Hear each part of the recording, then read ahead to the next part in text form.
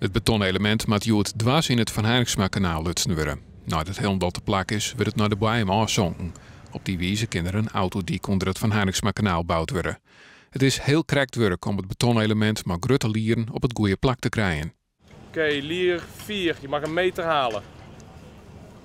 Lier 4 meter halen. Op het scherm kan ik precies zien waar het element zich nu bevindt ten opzichte van de definitieve locatie. En op basis daarvan voeren we correcties uit om hem op de juiste plaats te krijgen. Dat is millimeterwerk, neem ik aan. Ja, dat is millimeterwerk. Lier 4 en lier 6, je mag allemaal een halve meter halen. Joet is het spannende onderdeel. Joet moet er naar de andere kant gebracht worden en wordt er afzonken. Wordt er volpompt met ballastwater en dan wordt er zwitter en gaat er onder water. En dat zit Joet op het programma en daarna is het verankeren je de naden dichtmaatje en dat soort dingen al. En dat wordt tot snijden nacht let naar mij nog gaan.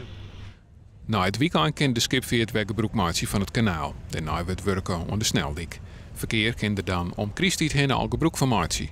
Benauwd van lekkage hoeven we net te wezen, zei Paul Derksusta. Nou, daar is in het ontwerp al rekening mee gehouden.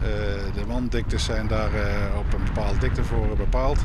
Vervolgens wordt er in de uitvoering aandacht besteed aan de stortnaden en preventief worden de injectieslangetjes aangebracht die geïnjecteerd worden. Dus de kans op lekkage is klein? Die is heel, ja.